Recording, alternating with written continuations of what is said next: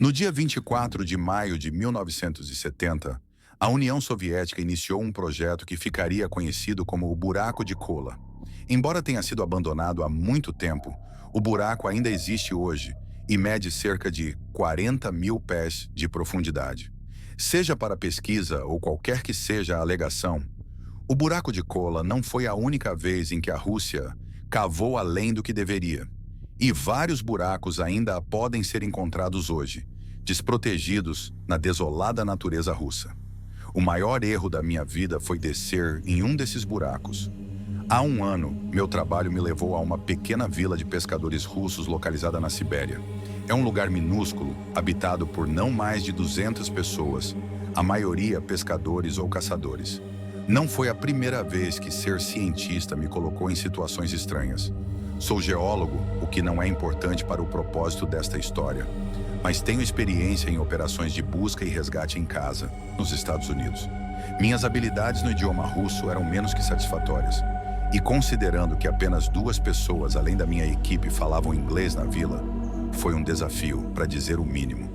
No entanto, com o espírito certo e a disposição de compartilhar uma garrafa de vodka, eles foram algumas das pessoas mais amigáveis que já conheci em toda a minha vida. Eu particularmente gostava da companhia do único policial da vila, Vadim, que por acaso falava pelo menos um nível básico de inglês. Seu trabalho consistia principalmente em escoltar as pessoas para casa depois de terem bebido um pouco demais, embora ele frequentemente participasse das bebedeiras em vez de evitá-las. Nem preciso dizer que rapidamente nos tornamos bons amigos. Nós realmente nos divertíamos em um mundo tão bizarro, isolados da civilização. Pelo menos até o 9º mês de nossa estadia. A filha de 7 anos de um dos moradores locais desapareceu. O nome dela era Daria, e ela estava brincando com seus amigos ao redor de um prédio antigo, amplamente acreditado ser um silo da era soviética.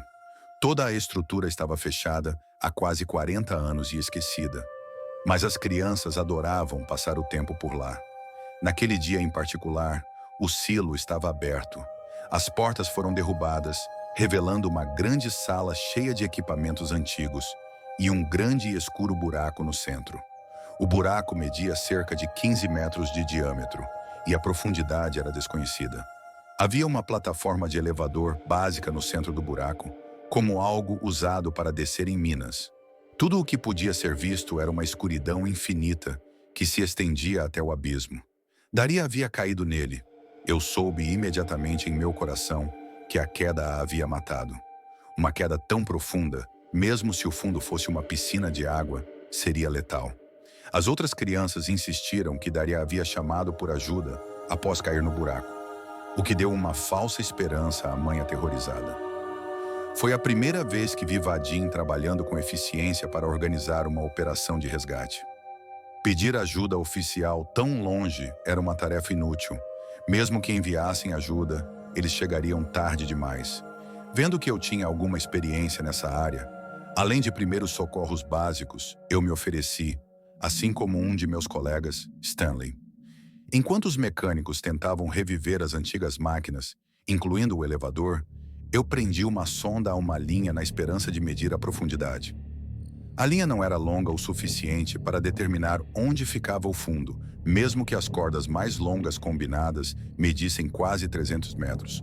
Depois de algumas horas, os mecânicos anunciaram que o elevador estava pronto, mas encontraram alguns trajes de proteção. De acordo com os poucos documentos encontrados na instalação, a pressão atmosférica era bastante alta e as temperaturas chegavam a 60 degrees. Eu sabia então que não recuperaríamos nada além do corpo de uma pequena menina para uma família enterrar. Gotov, pronto? Vadim nos perguntou. Os trajes estavam mal ajustados às nossas figuras, ligeiramente despreparadas, e incomodavam em lugares que eu nem sabia que era possível.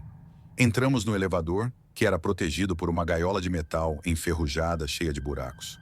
Nos foi dado apenas um walkie-talkie para comunicar com as pessoas na superfície, além de algumas lanternas velhas. Estamos prontos. Nos abaixem, Stanley disse. As engrenagens que moviam a plataforma do elevador começaram a ranger. Um som estridente ecoou pela sala descendo no buraco. Havia uma pequena tela no elevador com números indicando a profundidade. Era um processo excruciantemente lento, não mais que um pé por segundo. No entanto, a mudança na atmosfera foi imediata. Nós descemos 30 metros. A escuridão já nos envolveu. As fracas lanternas que trouxemos dificilmente proporcionavam algum conforto. Você acha que isso é escuro? Espere até ver o inverno na vila. Vadim disse com seu humor usual. Eu e Stanley fingimos uma risada. Você poderia verificar se o rádio está funcionando, Vadim? Perguntei. Está funcionando, não se preocupe, ele respondeu. 150 metros. O walkie-talkie emitiu som pela primeira vez desde que começamos a descer quase 10 minutos atrás. O russo era pesado e o chiado tornava incompreensível para um novato como eu. O que foi isso, Vadim? Perguntei. Eles só perguntaram quão profundo estamos. Não deveríamos ser capazes de ouvi-los falando? Estamos apenas a 150 metros de profundidade, Stanley perguntou. Sim, algo estranho aqui, Vadim disse. Além do zumbido elétrico do antigo elevador e do som de Stanley mudando nervosamente de posição, não conseguíamos ouvir a conversa das pessoas logo acima de nós. Muito estranho, Vadim murmurou para si mesmo. Algo em Vadim parecia estranho. Eu nunca o tinha visto preocupado daquele jeito antes. Pessoal, está ficando realmente quente aqui ou é só impressão minha? Sim, estou suando muito, eu respondi. 300 metros. Pomogite! Uma voz suave gritou das profundezas abaixo. Você ouviu isso? Perguntei. O quê? Alguém pediu ajuda lá embaixo. Eu não ouvi nada. Eu coloquei um dedo nos lábios, fazendo um gesto para que ficassem em silêncio enquanto ouvia atentamente. Então ouvi a voz de novo. Ajuda! A mesma voz, mas um pouco mais alta. Lá estava de novo. Sim, eu ouvi, Vadim disse. Espera, eles pediram ajuda? Sim, você ouviu também? Claro, mas foi em inglês. Não era tão incomum as crianças aprenderem uma ou duas palavras em inglês enquanto estávamos visitando. Mas isso não era o caso. Não fazia sentido para uma jovem menina conhecer essa palavra, não em uma pequena vila siberiana. Vadim chamou pela voz, mas ninguém respondeu. Droga, dá para fazer isso ir mais rápido? 1.200 metros. Mais de uma hora havia passado e ainda não conseguíamos ver o fundo. Fazia algum tempo desde que ouvimos a voz e eu havia desenvolvido uma dor de cabeça latejante por causa do calor. Se alguém realmente chamou por ajuda do fundo, já deveríamos ter chegado lá. Pessoal, estou vendo luz, Vadim anunciou. Do que você está falando? Luz no fundo, olha! Ele freneticamente pulou para cima e para baixo, enquanto apontava para a escuridão abaixo. Não há nada lá, Vadim, Stanley disse. Como você não pode ver, está tão brilhante. Eu olhei para Stanley em confusão. Meu primeiro pensamento foi que Vadim estava enlouquecendo por causa do calor e da escuridão. 1.500 metros. Nenhum de nós disse uma única palavra desde que Vadim falou sobre a luz. Nossos ânimos estavam descendo muito mais rápido que o elevador. Além disso, minha dor de cabeça estava quase me matando. De repente, o elevador parou, sacudindo violentamente no processo. Isso me derrubou no chão e eu apaguei instantaneamente. Alguns segundos se passaram enquanto eu voltava a mim e vi Stanley deitado imóvel ao meu lado. Vadim, no entanto, não estava em lugar nenhum. Stan, você está bem? Eu sacudi seu ombro. Ele resmungou enquanto se sentava. O que diabos aconteceu? Eu não sei, cara, mas Vadim se foi. O quê? Onde ele foi? Eu não sei. Ele simplesmente desapareceu. Nós olhamos ao redor. Não havia saída do elevador. Embora houvesse alguns buracos na gaiola de metal que nos cercava, ainda seria impossível para um homem grande como Vadim passar por eles. Ei, encontrei o walkie, Stanley disse. Tente chamar a superfície. Ele chamou por ajuda, mas o chiado foi a única resposta. Tentamos chamar Vadim, mas ele já estava longe. O elevador começou a descer novamente. Droga, vamos voltar para cima, Stanley implorou. Eu apertei alguns botões no painel. Como? Os controles estão quebrados, apenas os da superfície funcionam. Ele começou a gritar para as pessoas lá em cima nos trazerem de volta, mas nós dois sabíamos que não havia como eles nos ouvirem tão longe. 3.000 metros. Levou mais de 4 horas para chegar tão fundo, o calor ficando pior a cada pé descido. Eu já havia desmaiado algumas vezes por desidratação, apesar de ter trazido uma quantidade suficiente de água. Por que eles ainda não nos trouxeram de volta? Stanley perguntou com uma voz fraca. Ele era bastante mais velho que eu, então estava se deteriorando rapidamente por causa do calor. Eu não sei. É possível estar tão longe assim? Stanley não respondeu. Ele havia desmaiado, mas eu não tinha energia para acordá-lo. Eu estava prestes a desmaiar pela enésima vez. Fui apenas despertado pelo que parecia ser um canto. Era a coisa mais linda que eu já tinha ouvido, em russo, e eu não entendia o que era, mas era tão sereno, tão puro. Stan, chamei com minha voz fraca. Você consegue ouvir isso?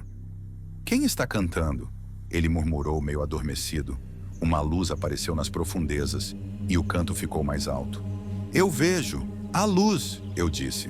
O elevador parou mais uma vez. Stan havia desaparecido. Assim como Vadim, ele desapareceu no ar, mas a luz permaneceu, a bela luz quente. Ela começou a se mover em minha direção, e quanto mais se aproximava, mais em paz eu me sentia. A luz subiu até que eu não visse nada além do brilho ao meu redor. Então não havia mais nada.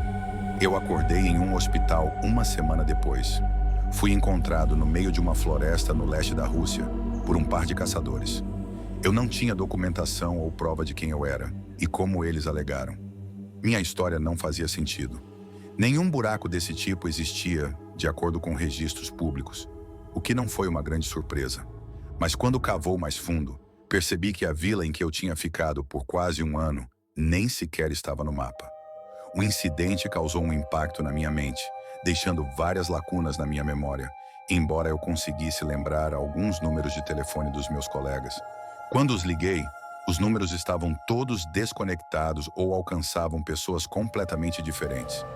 Depois de uma longa investigação, fui autorizado a viajar de volta para os Estados Unidos com um documento de viagem de emergência. Minhas impressões digitais correspondiam a alguns documentos de minha existência, o que ajudou. Não registros criminais, é claro.